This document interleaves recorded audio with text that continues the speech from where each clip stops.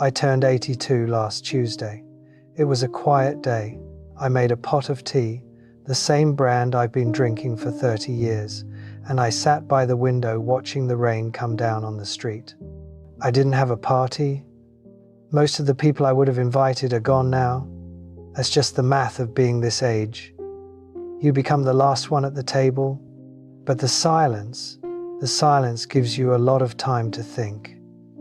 I look at my hands now, and the skin is thin. It's spotted. These hands shake a little when I try to hold a pen. But in my head, I don't feel 82. Inside, there is still a part of me that feels 25. I can still feel that specific knot in my stomach that I carried around for a decade, that feeling of not knowing where I was going, that feeling of being behind, of being lost. If you are listening to this, and you are 25 or 26, or anywhere near that age where the world expects you to be solid, but you feel like liquid, I am speaking to you. I want to tell you about the mistake I made. It wasn't a dramatic mistake. I didn't rob a bank. I didn't ruin my life with drugs. I didn't abandon a family. My mistake was much quieter than that. My mistake was that I was so afraid of feeling lost, that I chose the wrong map just because it was the first one someone handed me. I remember being 25. It was 1967. The world was changing fast, loud, and colorful, but I felt gray. I felt paralyzed. I looked around at my friends. One was already married with a baby on the way. Another had just been promoted to a junior manager at a logistics firm. They seemed to have momentum. They had keys on their belts. They had places to be at 8 a.m. Me? I was working odd jobs. I was writing poetry that nobody read. I was waking up at noon, and I was terrified. I thought that feeling, that drifting, unanchored feeling was a disease. I thought it was proof that I was failing. I remember sitting at my parents' kitchen table. My father, a good man, but a hard man, looked at me over his newspaper and asked, "When are you going to start your life?" It cut me deep. Start my life. As if the 25 years I'd already lived were just a rehearsal. As if I wasn't alive yet because I wasn't useful to the economy. So, I panicked. That's the only word for it. I panicked into safety. I got a job at an insurance agency. It wasn't what I wanted. I didn't even really understand what I was doing half the time. But it paid a salary. It required a suit. It had a desk with my name on a little plastic placard. I remember the first day I sat at that desk. The relief washed over me like warm water. I wasn't lost anymore. I was an underwriting assistant. I had a title, I had a path. I could tell people at dinner parties what I did, and they would nod and say, "That sounds sensible." I traded my confusion for stability, and at the time, I thought I had won. I thought I had solved the problem of my life. But here is the truth I learned too late. Confusion is not a defect. Confusion is a sign that you are looking for your own way, not just walking down someone else's. By getting rid of the confusion so quickly, I threw away the compass. The years, they have a way of speeding up. They don't warn you. In your 20s, a year feels like a lifetime. A summer can change everything. But once you get into the rhythm of the sensible life, the years start to blur. They compress. I blinked, and I was 30. I was doing well. I had a mortgage. I had met a woman, Eleanor. She was kind, patient, and she had a laugh that could fill a room. We got married. We followed the script. I blinked again, and I was 40. I was a senior underwriter. The desk was bigger. The house was bigger. The worries were different roof repairs, tuition, cholesterol, but the routine was iron. Wake up, coffee, commute, work, commute, dinner, television, sleep. I told myself I was doing it for the future. That was the lie I whispered to myself every Monday morning when I didn't want to get out of bed. I am building a life, I said. I am securing our future. One day, I will have the time to do the things I actually care about. I wanted to travel. I had this dream of seeing the fjords in Norway. I don't even know why Norway. It just looked so quiet and grand in the pictures. I wanted to learn to build furniture with my hands. I wanted to write down the stories my grandfather told me. Later, I said, when I retire, when the kids are out of the house, when the mortgage is paid. I treated my life like a waiting room. I was just reading old magazines, waiting for the doctor to call my name so the real living could begin. The cost wasn't sudden. You don't realize you're paying it. It's like a slow leak in a tire. You can drive on it for miles and miles before you realize you're flat. I remember a Tuesday evening when I was 45. Eleanor came into the living room. She was holding a brochure for an evening art class. Pottery. She asked if I wanted to take it with her. I looked up from my paperwork. I was tired. I was always tired. Not right now, Elle, I said. Work is crazy this quarter. Maybe in the spring. She just nodded. She threw the brochure in the trash. We never took the class. It's a small thing, right?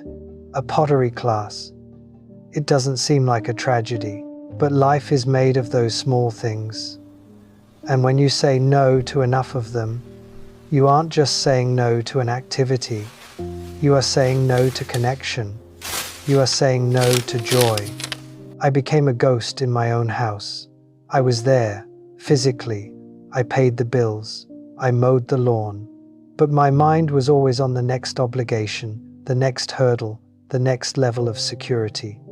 I was so obsessed with ensuring we would be okay in 20 years that I missed the Tuesday evenings. I missed the way my daughter looked when she was discovering music. I missed the way Eleanor looked at me when she wanted to talk, really talk, but saw that I was checked out. I thought I was being a good man. That's the hardest part to swallow. I thought I was sacrificing for them, but really, I was hiding. I was hiding in my work because I was still afraid of that feeling of being lost. Work was easy. The rules were clear. Life is messy. Life is unpredictable. Then came the turning point. It wasn't a movie moment. There was no dramatic music. I was 63. I was 2 years away from retirement. 2 years away from the golden time I had been promising myself for 4 decades. I had the Norway trip planned in my head. I had the workshop layout drawn on a napkin. Eleanor got sick. It was fast. Pancreatic cancer doesn't negotiate. From the diagnosis to the funeral was 4 months. I remember sitting by her hospital bed near the end. She was sleeping. She looked so small, and I looked at her hands. And I realized we had never taken that class. We had never gone to Norway. We had spent 35 years talking about what we would do after. And now, after was here, and she was leaving. After the funeral, the house was deafening. You have no idea how loud a quiet house can be until you are the only one in it. I retired a month later. I had to. I couldn't look at that desk anymore. I couldn't look at the spreadsheets that I had traded my life for. So there I was, 65 years old, plenty of money in the bank. The house was paid off. I had made it. I had reached the destination, and I was completely alone. I tried to travel. I went to Italy. I walked through the streets of Rome. It's beautiful, truly, but seeing it alone just made the emptiness bigger. I stood in front of the Colosseum, and all I could think was, I should have been here 30 years ago with her. We should have been here when we were broke and eating cheap pasta and laughing at getting lost. Security is comfortable, but comfort is not the same thing as happiness. And it is certainly not the same thing as being alive. I came back home. I started building that furniture workshop in the garage. I bought the saws, the chisels, the expensive wood. I made a chair. It was a good chair, sturdy. I sat in it, in the middle of the dusty garage, and I wept. I wept for the 25-year-old boy who was so scared of the unknown that he ran into a cage and locked the door from the inside. I wept for the thousands of hours I spent in meetings that didn't matter. I wept for the some days that never came. Now, I am 82. My health is declining. The doctor tells me my heart is tired. It has beat a lot of times, mostly out of anxiety, rarely out of excitement. I look back at that crossroads you are standing at. I know how it feels. I know the pressure. You look at Instagram or whatever it is you kids use now, and you see everyone else succeeding. You see them traveling, getting promoted, buying things, looking happy, and you feel like you are standing in a thick fog. You don't know which way is north. You don't know what you're supposed to do. Listen to me. That fog is not your enemy. That fog is your life. If I could go back to 1967, I would grab that young man by the shoulders. I wouldn't tell him to get a better job. I wouldn't tell him to invest in stocks. I would tell him, don't panic. You are not falling behind. There is no schedule. I would tell him to take the odd jobs. I would tell him to write the bad poetry. I would tell him to travel while his knees still worked, even if he had to sleep in hostels and eat bread for dinner. I would tell him that feeling lost is just another way of saying you are exploring. You are so desperate to find the right path that you are forgetting to look at the scenery. You think that if you just pick a career, a label, a trajectory, the anxiety will stop. And maybe it will, but at what cost? If you numb the anxiety with a life that doesn't fit you, you are also numbing the passion. You are numbing the surprise. Don't trade your freedom for a false sense of security. Security is an illusion anyway. You can do everything right, you can save every penny, you can eat all the vegetables, and life can still take it all away in an afternoon. Eleanor taught me that. The only thing you truly own is your time. Right now, this Tuesday, this morning. Don't save your joy for a retirement that might not look the way you think it will. Don't put your dreams in a box marked later. If you don't know what you want to do yet, that is okay. It is better to walk slowly in the right direction than to run fast in the wrong one. I spent 40 years running fast in the wrong direction. And I got to the finish line, and I realized I was the only one running that specific race. And the prize was nothing. Just a gold watch and a quiet house. You have time. I know it doesn't feel like it. I know you feel old at 25. It makes me laugh. Honestly, you have so much time. You have time to screw up.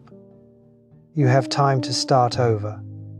You have time to be 3 different people before you settle down. Don't let the fear of poverty or the fear of judgment make your decisions for you.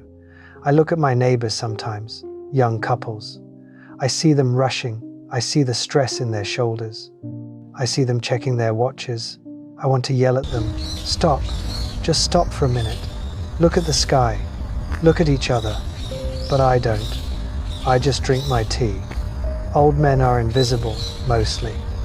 We are just part of the background scenery. But you are the main character right now. This is your show. If you are feeling lost, sit down in it. Don't run from it. Ask yourself, why does this feel scary? Is it because you are failing? Or is it because you are finally standing on the edge of something real and the vastness of it is terrifying? Choose the vastness. Please, for your own sake, choose the vastness. Don't become an 82-year-old man who is an expert at paperwork but a novice at living. I'm tired now. Talking this much takes it out of me. The rain has stopped. The sun is trying to peek through the clouds. It's a nice light. Golden. I think I'll go out to the garage and sand that chair I made. It's not much, but it's something I made with my own hands. It's real. If you are still listening, thank you. I don't want your pity. I had a comfortable life. I was warm. I was fed. Many people don't even get that. But I want more for you. I want you to be more than just comfortable. I want you to be awake. Go be lost for a while. It's okay. The map will appear when you stop frantically looking for it. Take care of yourself.